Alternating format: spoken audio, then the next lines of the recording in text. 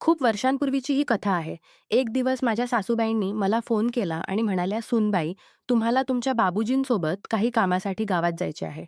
मी म्हणाले, "सासूबाई, तुमचा मुलगा आणि तुम्ही जाऊ शकत नाही का?" तेव्हा सासूबाई म्हणाल्या, "सूनबाई, तुम्हाला माहीत आहे ना, मी कुठेही फिरलो की माझी तब्येत खराब होते.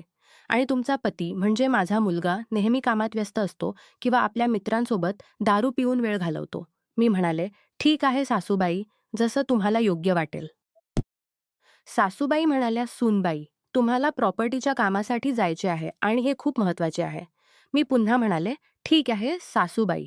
सासूबाई म्हणाल्या, "सूनबाई, तुम्हाला फक्त सोमवार ते बुधवार बाबूजींसोबत राहायचे आहे. गुरुवारी काम करून घ्या आणि शुक्रवारी किंवा शनिवारी परत या.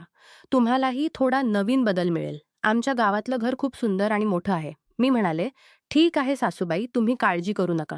मी बाबूजींसोबत जाईन." आता मी तुम्हाला माझ्या बाबूजींबद्दल सांगते. म्हणजे माझ्या ससुरांबद्दल. माझ्या ससुरांचे वय साधारण 60 वर्षे असावे. पण या वयातही ते खूप मजबूत आणि ताकदवान आहेत. म्हणून आमच्या कुटुंबाला कशाचीही कमतरता नाही. आमच्याकडे नोकर, चाकर, गाडी आणि बंगला सगळं आहे. माझी एक मुलगी आहे. पण ती कृत्रिम गर्भाधानातून जन्माला आली आहे. हो, माझी मुलगी माझ्या पतीपासून झालेली नाही. कारण माझ्या पतीमध्ये ती क्षमता नव्हती. ही गोष्ट फक्त मला आणि माझ्या ससुरांना माहीत आहे. घरात दुसऱ्याला काहीच माहीत नाही. अगदी माझ्या सासूबाईंनाही नाही. जेव्हा सासूबाईंनी मला गावात जायला सांगितलं, तेव्हा मी आतून थोडी खुश झाले. त्या रात्री मी दुसऱ्या दिवशी गावात जाण्याची तयारी सुरू केली. मग मी बाबूजींच्या खोलीत गेले. घरात मी नेहमी साडीचा पदर डोक्यावर घेतलेला ठेवायचे. आमच्या घरात ही साडीचा पदर डोक्यावर घेतलेला जाऊ नये. हो, मी खूप संस्कारी सून आहे. मी म, बाबूजींच्या खोलीत गेले. ते पुस्तक वाचत होते. मी म्हणाले, "बाबूजी, जास्त वेळ पुस्तक वाचू नका. उद्या आम्हाला लवकर गावात जायचे आहे. तुम्हीच मला सांगितलं होतं." मी बाबूजींच्या बॅगमध्येही काही सामान ठेवलं होतं. पण आता बाबूजींचं लक्ष कुठेतरी दुसरीकडे होतं. ते पुस्तक वाचण्याऐवजी दुसरीकडे बघत होते. एक गोष्ट सांगायची राहून गेली. माझं नाव सविता आहे आणि मी एका चांगल्या कुटुंबातली आहे. मी गोरी आहे आणि थोडी जाडी आहे. माझी नाक सरळ आहे. मी चांगली दिसते. माझं वय 41 वर्षे आहे आणि दिसण्यात मी आकर्षक आहे. तुम्ही अंदाज लावू शकता माझ्या डोळ्यांचा. हो, माझे डोळे थोडे सुजलेले आहेत आणि थोडे खाली लटकलेले आहेत. मी साडी बिलकुल व्यवस्थित नेसते. हे सगळं मी तुम्हाला सांगितलं कारण तुम्ही माझी कल्पना करू शकता. सोमवारचा दिवस आला. आम्ही दुपारी थोडं उशिरा निघालो. आम्ही गाडीने जात होतो आणि बाबूजी गाडी चालवत होते. ट्रॅफिकमुळे आम्ही संध्याकाळी सातारा जवळच्या आमच्या गावात पोहोचलो. इथे आमचं एक घर आहे, एक छोटासा बंगला. तो एका छोट्या पहाडावर आहे. पण गाडी तिथपर्यंत जाऊ शकते. एक मजली घर, सुंदर पहाड, थंड हवा. आमचे काही नातेवाईकही होते. त्यांनी आम्हाला रात्री जेवायला बोलावलं. तिथे आमच्या घराची काळजी घेणारा एक नोकर सोनूही होता. पण त्याच्या घरात कुणाची तरी तब्येत खराब होती. म्हणून तो सकाळी जाणार होता आणि बाबूजींनी त्याला आपल्या गावात जाण्याची परवानगी दिली होती. पाऊस पडत होता आणि आम्ही एका नातेवाईकाच्या घरी जेवायला गेलो. खरं तर आम्ही सगळ्या खाण्यापिण्याच्या गोष्टी तिथेच नेल्या होत्या. मग माझ्या मोठ्या सासूबाई आल्या आणि आमच्यात काही घरगुती गोष्टी झाल्या. घरातलं राजकारण तर असतंच. त्या रात्री मोठ्या सासूबाईही आमच्या घरी राहिल्या आणि माझे बाबूजी मोठ्या सासूबाईंच्या पतीसोबत त्यांच्या घरात दारू पीत होते. त्यामुळे ती रात्र तशीच निघून गेली. म्हणजे आमचा सोमवार असाच गेला. दुसरा दिवस मंगळवार होता. दुसऱ्या दिवशी बाबूजी आपल्या कामासाठी गेले होते आणि मी मोठ्या सासूबाईंसोबत होते आणि माझे बाबूजी मोठ्या सासूबाईंच्या पतीसोबत दारूचा आनंद घेत येत होते. हो, माझे भाऊ पितात, पण त्यांना मोठ्या साथीसारखी सवय नाही. हा, बाबूजी म्हणाले, "सूनबाई, मी बंगल्यावर जातोय." मोठ्या सासूबाई म्हणाल्या, "तुम्ही जा. आम्हाला थोड्या गोष्टी करायच्या आहेत." थोड्या वेळाने मीही मोठ्या सासूबाईंचं घर सोडलं. बाहेर मुसळधार पाऊस पडत होता. म्हणून मोठ्या सासूबाईंनी मला छत्री दिली आणि मी घरी आले. मी साडीचा पदर डोक्यावर घेतलेला होता. जेव्हा मी घरी पोहोचले तेव्हा बाबूजी पुन्हा दारू पीत टीव्ही बघत होते. मी घरी आले पण पाऊस आणि वाऱ्यामुळे मी पूर्ण ओली झाले होते. आमचं घर खूप मोठं होतं. बंगला होता. पण मला त्याला घर म्हणायला आवडतं. खाली एक हॉल होता आणि वर काही खोल्या होत्या. छत्री छोटी होती आणि मी बरीच ओली झाले होते. आत येताच मी बाबूजींना म्हणाले, "बाबूजी, दारे खिडक्या बंद करा. नाहीतर पाणी आणि डासांनी आत येतील." मग बाबूजींनी खिडक्या आणि दारे बंद केली. तेव्हा अचानक घरातला वीज गेला. पण काळजीची गोष्ट नव्हती. कारण आमच्या नोकराने आधीच मेणबत्त्या लावल्या होत्या. मी म्हणाले, "बाबूजी, मला थोडी मदत करा." बाबूजी म्हणाले, "सूनबाई, सांगा, मी तुमची काय मदत करू शकतो?" मी म्हणाले, बाबूजी मेणबत्ती घेऊन माझ्यासोबत वर या. बाबूजी म्हणाले, सुनबाई आता तरी खाली जायचं नाही. चला वर जाऊया. मग आम्ही वरच्या खोलीत गेलो. बाबूजींनी घराच्या कोपऱ्यात मेणबत्ती ठेवली. मग मी बाथरूममध्ये गेले आणि बाबूजींना बोलावलं आणि म्हणाले, बाबूजी इथे इतके नळ का उघडे आहेत?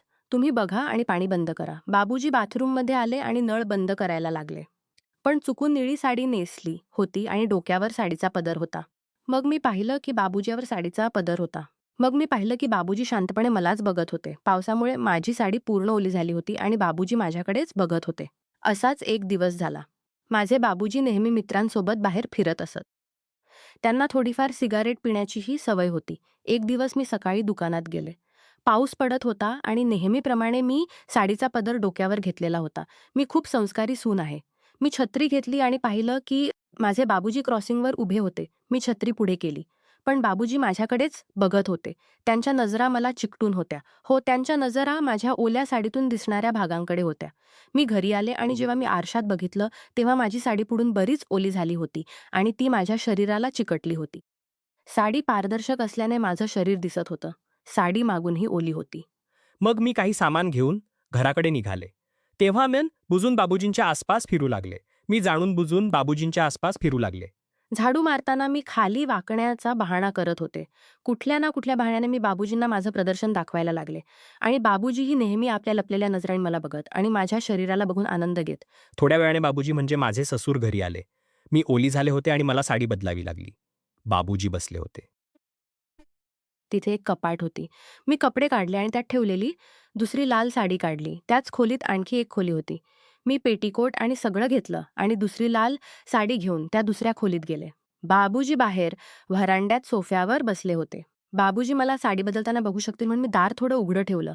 मग मी साडी बदलणं सुरू केलं. आतापर्यंत मी खूप ओली झाले होते. जेव्हा मी साडी बदलत होते, माझे बाबूजी शांतपणे मला बघत होते. मीही त्यांना बघितलं पण दुर्लक्ष केलं. साडी बदलताना माझ्या चुड्यांचा आवाज होत होता, ज्यामुळे बाबूजी थोडे अस्वस्थ झाले होते. मलाही या गोष्टीचा आनंद मिळत होता की कोणीतरी मला चोरून बघत आहे. मग तो माझे बाबूजीच का असेना, पण कोणीतरी मला बघतच होतं. बाबूजी तिथेच व्हरांड्यात बसले होते. मला माहीत होतं मध्ये काहीतरी हालचाली बघत होते. मला माहीत होतं की आता काहीतरी व्यवस्थित करत होते. मला माहीत होतं की आता बाबूजी तयार झाले होते. खोलीत बरीच अंधार होती, पण मेणबत्तीच्या प्रकाशात मला सगळं स्पष्ट दिसत होतं. मी साडी बदलणं सुरू केलं. माझे अवयव इतके मोठे होते की साडीने पूर्ण झाकले जात नव्हते. माझ्या आणि बाबूजींमध्ये साधारण 12-15 फुटांचं अंतर होतं. ते सोफ्यावर बसून मला बघत होते. मी आपल्या चपलांचा बटण उघडण्याचा प्रयत्न केला. बटण अडकलेलं होतं. म्हणून ते उघडण्यासाठी मला बरीच मेहनत करावी लागली. शेवटी बटण उघडलं. माझी साडी आता खाली जमिनीवर पडली होती आणि माझं शरीर कदाचित बाबूजींना दिसत होतं. आता बाबूजी पूर्णपणे मदहोश झाले होते. ते आपल्या धोतरमध्ये काहीतरी व्यवस्थित करत होते आणि त्यांच्या हालचाली मला स्पष्ट दिसत होत्या कारण खोलीत अंधार होता. मी शेवटी शेवटचं बटणही उघडलं आणि बाबूजींकडे थोडं जास्त वळले. आता तर त्यांना सगळं स्पष्ट दिसत असेल. पण त्या क्षणी मला अचानक एक मोठी लाज आणि भीती वाटली. मी लगेच साडी ओढून शरीर झाकलं, दार पूर्ण बंद केलं आणि खोलीत बसून राहिले. मी काय करत होते? हे माझे बाबूजी आहेत. माझ्या मुलीचे आजोबा, माझ्या पतीचे वडील. मी एक संस्कारी सून आहे असं म्हणते आणि अशी वर्तणूक करत होते. रात्री मी झोपू शकले नाही. सकाळी मी बाबूजींना सांगितलं की मला घरी परत जायचं आहे. बाबूजींनी काही विचारलं नाही. कदाचित त्यांनाही स्वतःची लाज वाटली असेल. आम्ही लवकरच मुंबईला परत आलो. घरी आल्यावर मी दिवसेंदिवस विचार करत राहिले. अशा चुकीच्या आकर्षणांमुळे कुटुंब कसे उद्ध्वस्त होऊ शकतात, नाती कशी बिघडू शकतात आणि आत्मसन्मान कसा हरवू शकतो हे मला समजलं. मी ठरवलं की यापुढे मी कधीही अशा सीमा ओलांडणार नाही. कुटुंबात आदर, विश्वास आणि मर्यादा राखणं खूप महत्त्वाचं असतं. चुकीच्या मार्गावरून परत येणं कधीही उशिराचं नसतं. मी माझ्या पतीशी अधिक संवाद साधायला सुरुवात केली आणि आमच्या नात्यात थोडी सुधारणाही झाली. मुलीच्या भविष्यासाठी आणि घराच्या सन्मानासाठी मी योग्य निर्णय घेतला. नमस्कार मित्रांनो, तुम्हाला ही कथा आवडली असेल तर चॅनेलला सबस्क्राईब करायला विसरू नका.